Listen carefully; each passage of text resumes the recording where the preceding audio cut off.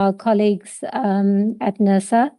My name is Ria Govender. I'm the Deputy Chairperson of NERSA, and I will be chairing today's Special Energy Regulator meeting number 314 of 7 February 2026. We have received apologies from our chairman, Mr. Timbani Bakula, and so I'm chairing the meeting in his stead. I would like to extend a very warm welcome to members of the public that are joining us today. We would like to offer our apologies for starting late. We had an earlier special electricity subcommittee meeting that ran over. And so it had a knock-on effect on delaying this meeting. And so we really are very sorry for keeping you for today's proceedings.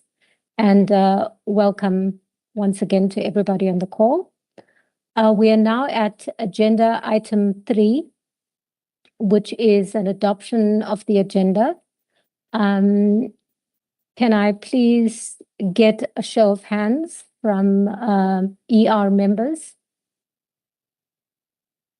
on whether or not we adopt the agenda? I have Mr. Mkhize, Mr. Majola, Ms. Advocate Sitole, Ms. Sabia, not sure, Mr. Sabanda, thank you very much, and myself. We will adopt the agenda. And let's move to item number 4, which is a declaration of interest for noting. Can I please open up the floor to members? Anybody wanting to declare any interest in particular of this, in reference to this particular agenda, please do so.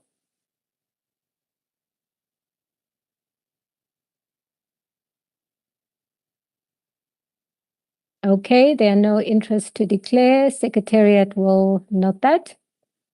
Moving on to agenda item number 5, which is before us today for approval. This is the only agenda item, and this relates to the redetermination of the Eskom generation RAB for the years 25-26, 26-27, and 27-28. And I'm just opening my document on convene. Yes, the RAB is the Eskom generation regulatory base.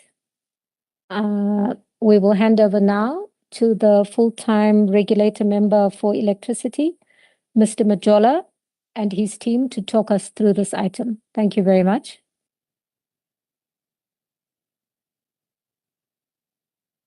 Thank you very much, Chair.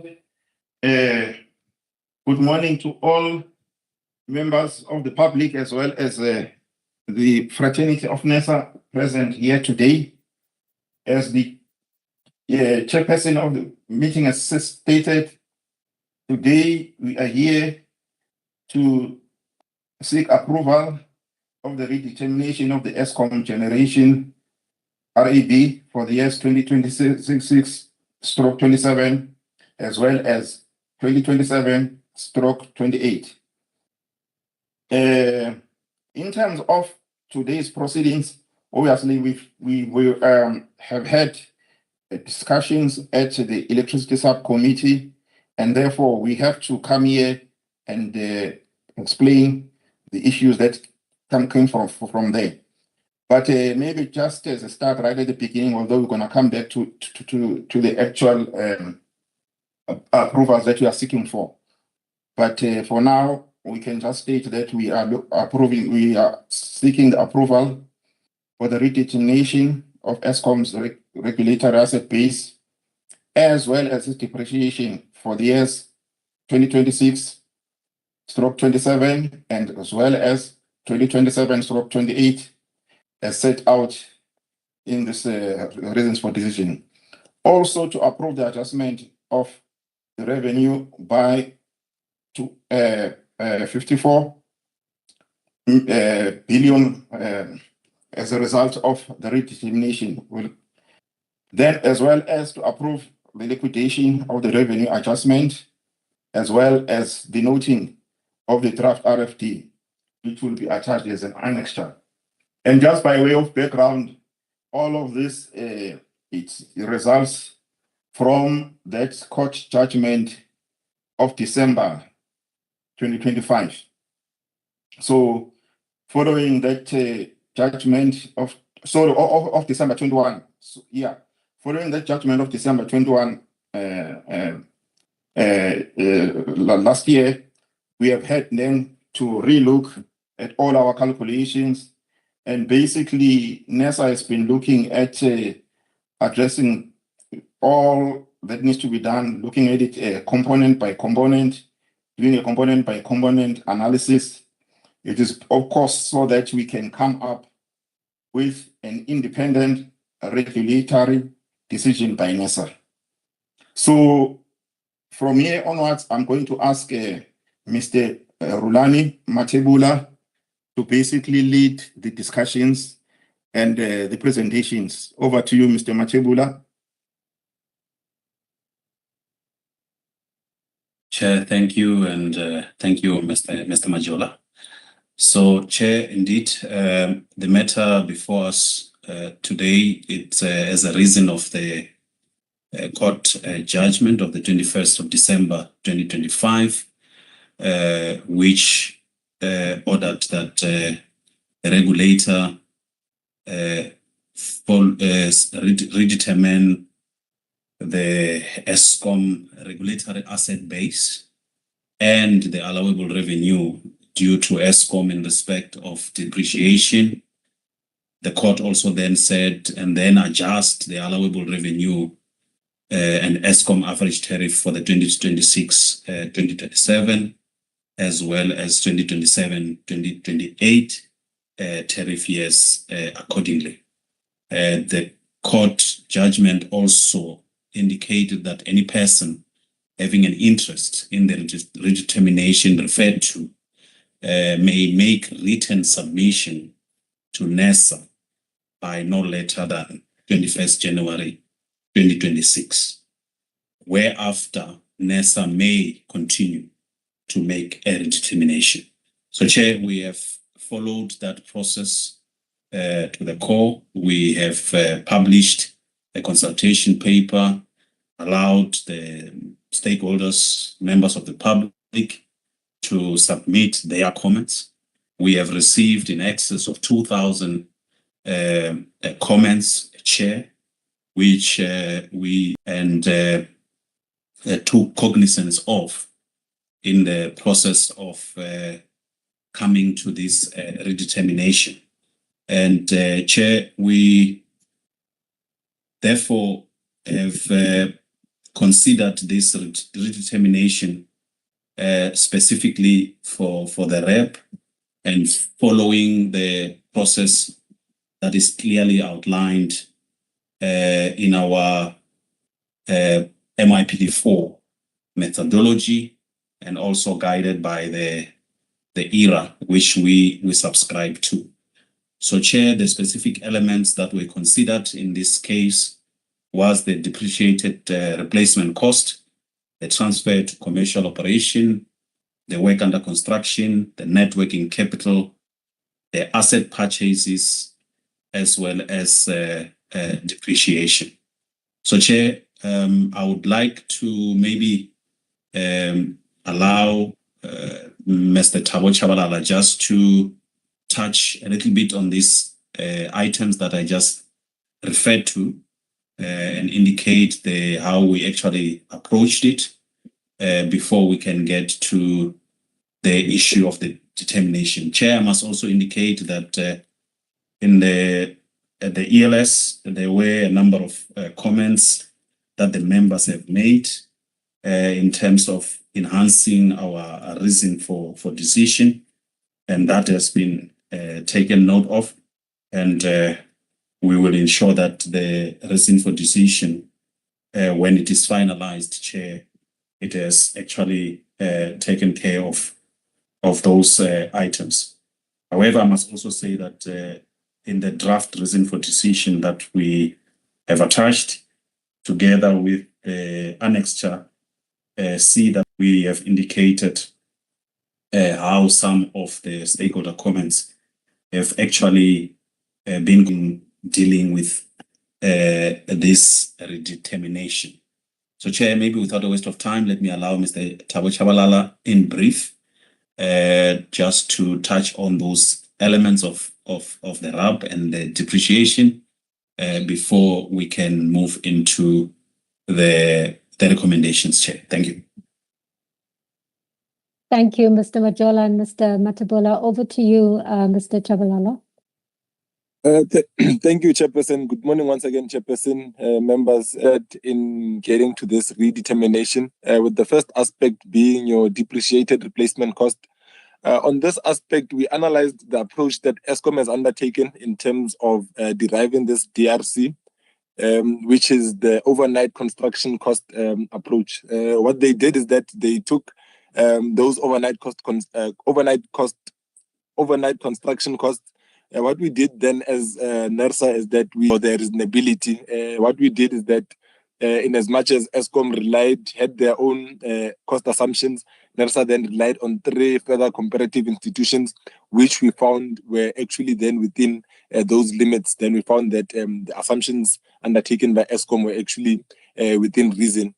And then the last aspect maybe to mention on the DRC is that the limiting scope on this one still remains the judgment of October 22, which restricts NERSA from adjusting the RAB for elements outside of the methodology itself.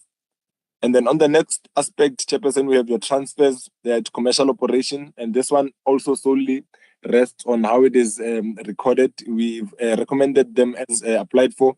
This is mainly because any downward adjustment to the transfers without an equivalent adjustment to the work under construction would then result in an undercompensation from Eskom. However, elements speaking also to transfers are dealt with under the work under construction, because those two are actually quite linked, as the transfers are coming from the work under construction.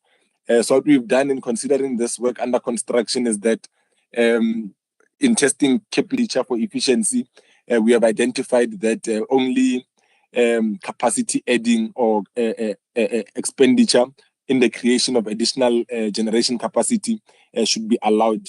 On this breath, NERSA then opted to disallow outage and technical plan activities, which are strictly speaking in applying the methodology, are not due to the creation of additional capacity.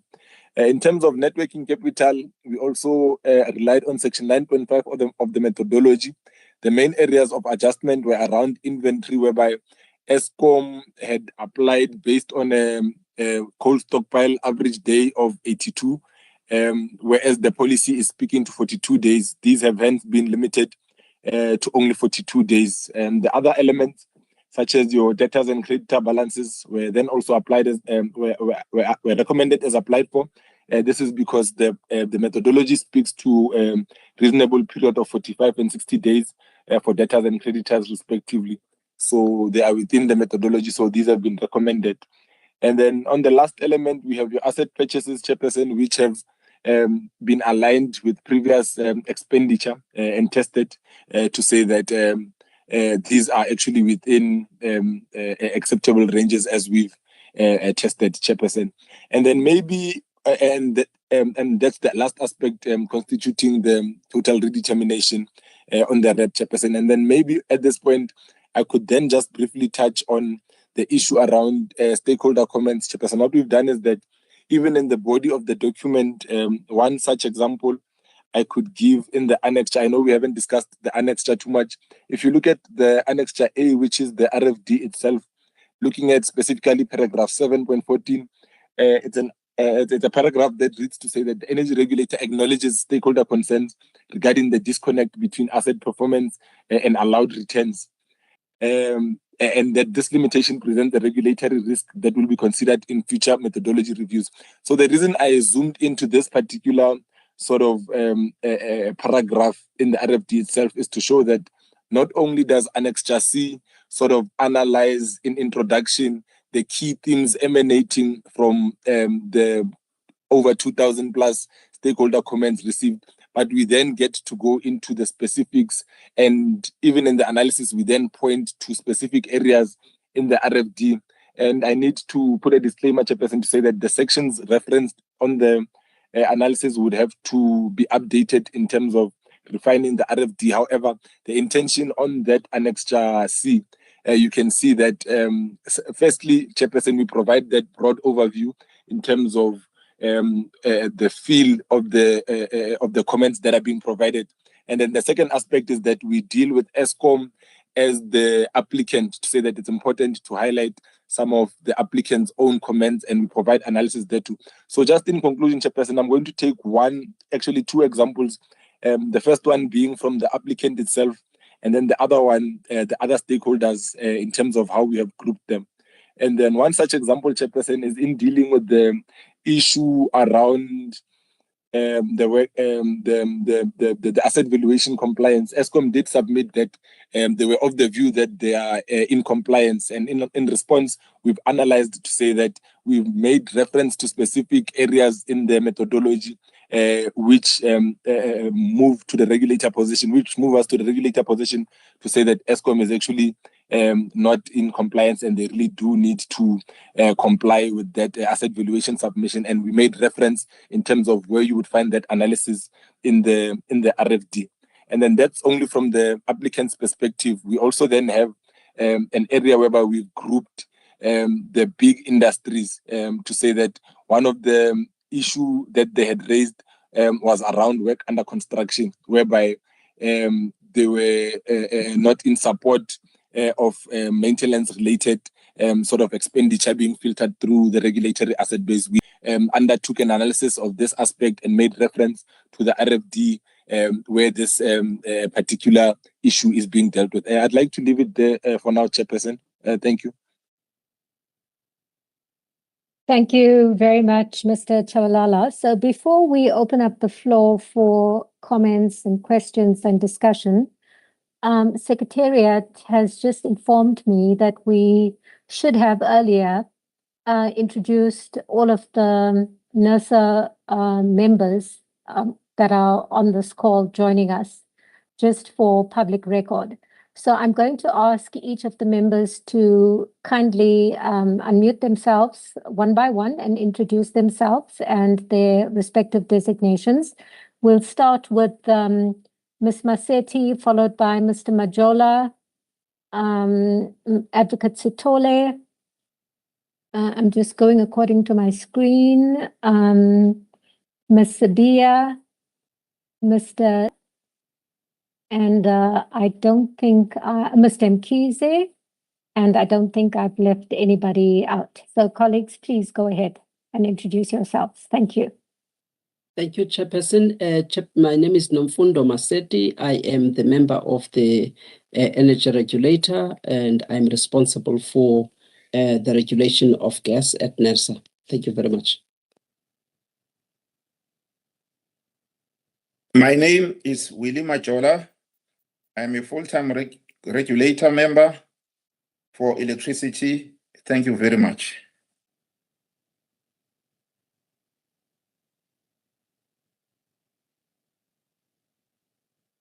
Thank you, Chairperson. My name is Nomala Anastole. I'm the CEO at NERSA.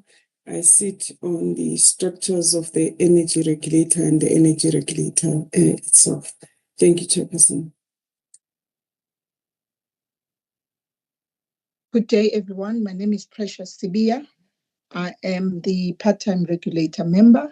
I also chair the Audit and Risk Committee and also a member of the PGS Committee, Pipe Gas Committee. Thank you, Chair.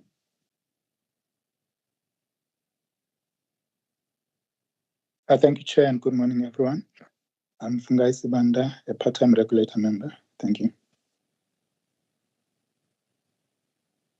Good morning, Chairperson, and everyone on the call. My name is Muz Mkhize. I'm the full-time regulator member, primarily responsible for petroleum pipelines regulation.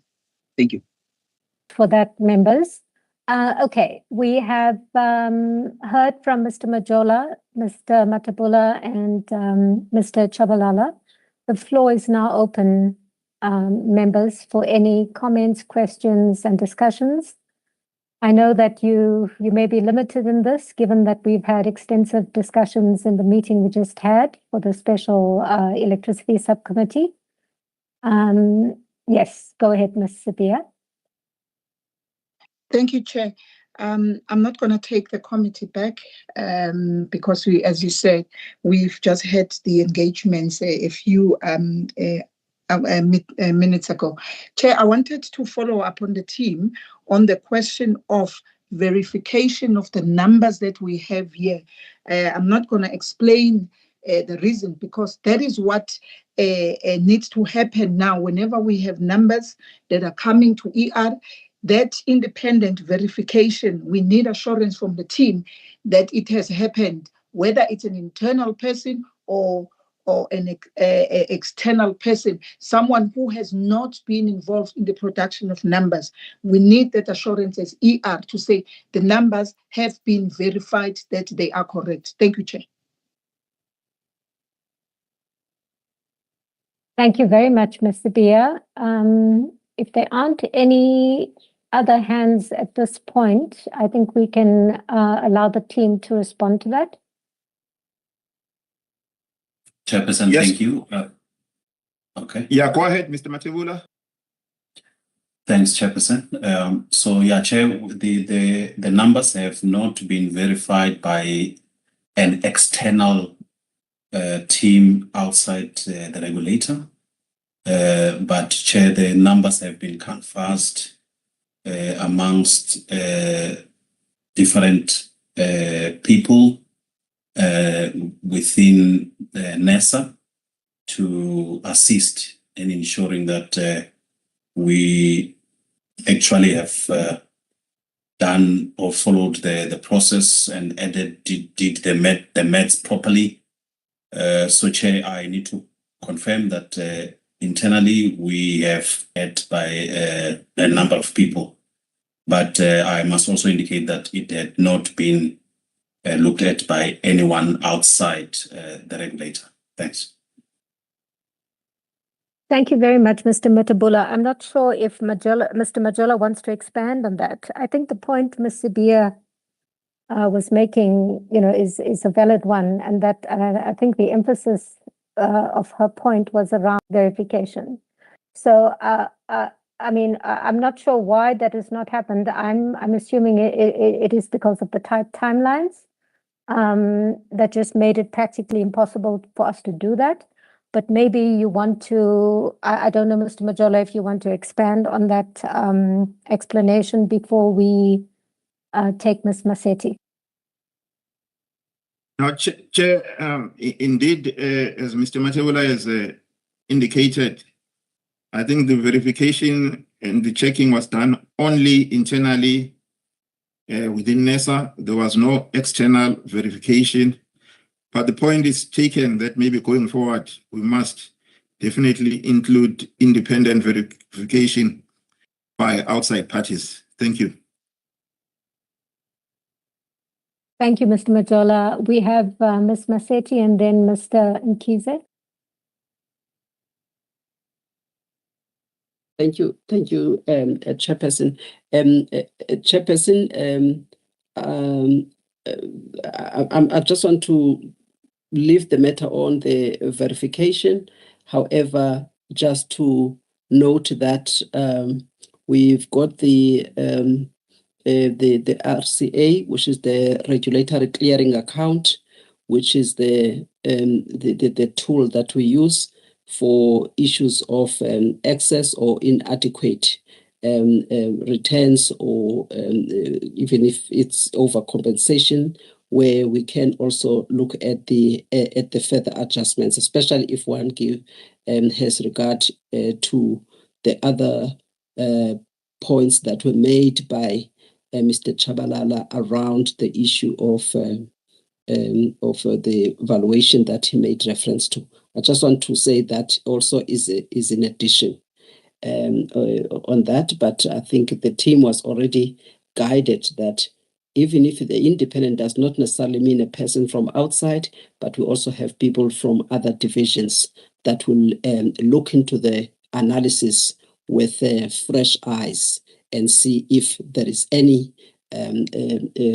something that could have been omitted. And this is what the electricity subcommittee had indicated previously, that we could get people from the other divisions. And it is something that this team was directed by the decision-making body. And I would like to put that on record, that they were to also consider people from the other divisions to have the fresh pair of eyes in looking into the figures, rather than just rely within the electricity division. Chairperson, if we look at paragraph 5.8, it is the issue that we have raised. It's unfortunate that in the summary we should have indicated, because on the issues that were raised during the deliberations of the electricity subcommittee, as we normally do, to indicate what were the issues that were raised by that committee that is delegated by the ER to process this matter. So we should have touched on that, so that it is something that is enhanced. The issue there where we deal with the adjustment, depreciated replacement cost, and because the court did not necessarily constrain us from making an adjustment, but it means that when we do an adjustment, let us have facts and evidence that we're going to use to justify such adjustments. But 5.8 is not properly framed. So if it can be rephrased, at least to show that the court did not take away our discretion that is in the methodology, in the way that we should look into this. It didn't take that away. And therefore, we must not put it the way that we have put it there under paragraph 5.8. So, and then say that and make reference to the court without looking at the facts that made us not to make an adjustment. Please, if you can correct that. And then the next thing we say, as a result, there is no performance-based adjustment has been made to the depreciated replacement cost in this redetermination. So it is not because of the court. It is because at the time, we just did not perhaps put the facts properly to say how did we adjust, and perhaps the way that we have adjusted, it was not in line with the methodology. So in this case, the court does not prevent us from doing what we are allowed to do by law and allowed to do by the methodology. So if we can rephrase that aspect, Chair. And Chairperson, if we can also just take out that part to put it in the decision, the part that deals with the figure, the amount that the electricity subcommittee is requesting the regulator to approve that it be liquidated in the financial year 2026-2027. That must be very clear, and it must be a standalone decision item that is very clear. What is that amount? And why we say that amount must be the only amount that is allowed in 2026-2027 financial year. It must be in the standalone part of the decision. And the team was already directed to do so, and it has not properly put that amount and state clearly that we what are the reasons that we have advanced in terms of that amount that we say can only be the only amount that is allowed for liquidation in this in the coming financial year for the applicant. Those are the two things, Chairperson, that I just wanted to put an emphasis on, and the previous comments that were made and the guidance that was provided. It still stands, Chairperson, in terms of the document that is before us. Thank you very much.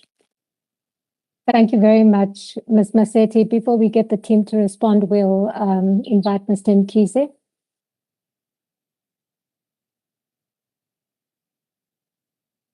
Thanks, Chairperson. And I'm a member of ELS supporting this submission. I just want to mention just one thing. I note what Madam Sbia said. I remain of the view that we also need to deal with it in a governance part of the meeting in subsequent meetings. But as already said, articulated by Madam Maseti, is that there's also scope for the electricity regulation division members to use the other members of the other colleagues in the other regulatory division, as well as RAR as sounding boards, just to make sure that there is that kind of sort of peer review to ensure that the figures are correct and that everything has been done appropriately, noting the history behind this redetermination. Thank you. Thank you very much, Mr. Mkhize. So let's give Mr. Majola and his team a chance to respond to some of the comments or questions that have been made. Over to you, Mr. Majola. Thank you, Chair.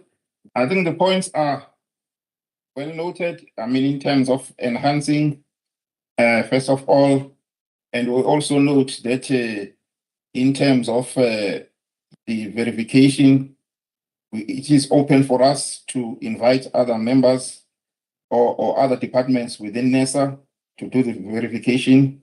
It does not necessarily have to be people outside of NESA. And the rephrasing as well of that section 5.8 that deals with the DRC, it's also noted as well. And then we'll also get to rephrasing in terms of the decision when it comes. But I'm also gonna just ask Rulani to come in as well if I've missed anything. Thank you.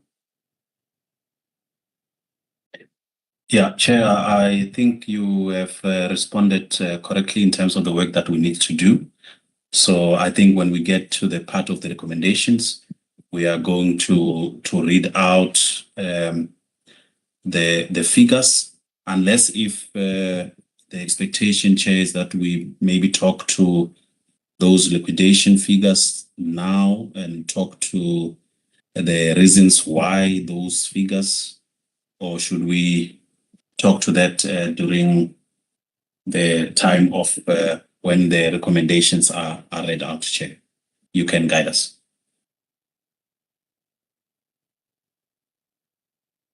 I think you can talk to it now. When we read it out in the recommendation, it will be for the record of the recommendation. You can refer to it now in case there's any discussion. Yeah, thanks.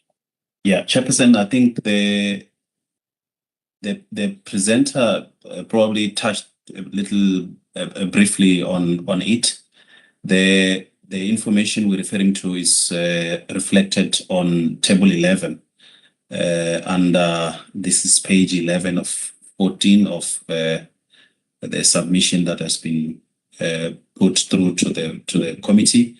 And Chair, what we are indicating there is that out of this 54,734, we are recommending that only 12 billion of that be liquidated in the year 26-27, and so 23,013 be liquidated in the year 27-28, and the 19,721 be the one that it's dealt with post this MYPD6 control period. And Chair, the few issues that we obviously considered in dealing with this, it's mainly on specifically dealing with two matters: our methodology, as well as what the Act actually guide in terms of us as the regulator, ensuring in our determination, ensuring that the licensee recovers their full cost of providing the service with a reasonable margin. So, Chair, it is in our calculation, therefore, that we have come to an understanding that the 12 billion allocated for 26-27 will be enough to ensure sustainability of a licensee, and it also, Chair, reduces an impact on the prices of electricity for that particular year, as it limits the total increase to a single digit, Chairperson. And the same consideration was followed when we dealt with 27-28. We also looked at the liquidity matters of the licensee, and also the impact of impact to the customers, to ensure that the impact and the price shock it's limited, but not at the disadvantage also of the licensee.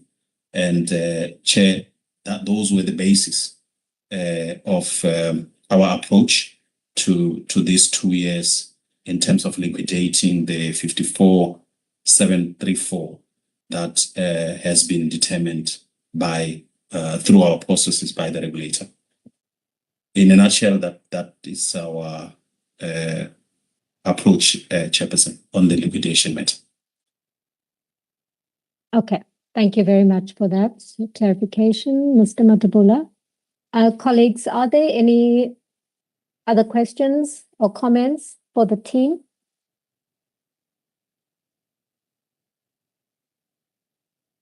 Okay, I don't see any further questions. I don't have questions myself.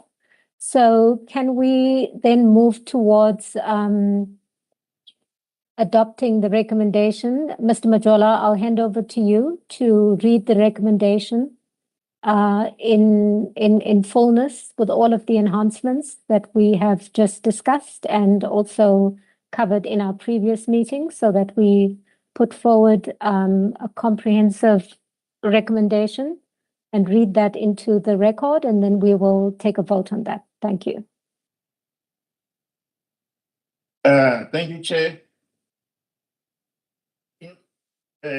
Firstly, in terms of is that we are asking to approve the redetermination of Eskom's generation regulatory asset base and depreciation for 26/27 and 27/28 financial years, as set out in the draft reason for decision. Also, to approve the adjustment of Eskom's revenue by 54743 million, which is going to be done like this. For the year 26/27, it's going to be 12000. For the year 27/28, it is going to be 23013. And then the following year, which is post the MYPD, is going to be 19721. Thirdly, that is to approve that the liquidation of the revenue adjustment along those lines. And then we also have to note the draft RFD as attached in Annex A. And we also note some of the enhancements to the storyline that were proposed. For instance, the rephrasing of the section around the adjustments of the DRC, whereby the courts have said that we needed to come up with a justification for how we did it. Thank you, Chair. Thank you very much, Mr. Majola. I think I just have one minor correction. When you read out, approve the adjustment of the Eskom revenue by 54734 million, I think you mistakenly said 54743. It's 54734. Apologies. Yes. No, that's perfectly understandable. We will correct that for the record, but otherwise, I think everything else is in order. Colleagues, can we please take Can we please take a vote on this, that we support the recommendation as read out by Mr. Majola with the corrections? Noting also that we have made various suggestions around enhancing the reasons for decision in our previous electricity subcommittee meeting and in this meeting. Ms. Masetti, do you have a comment? Please go ahead. Or you're No, voting? I'm approving, Chair. Okay. Okay, great. So let's take that vote now. So we have Ms. Masetti, we have Mr. Majola, we have Advocate Sitole, Mr. Mkize, myself, Ms. Sabia.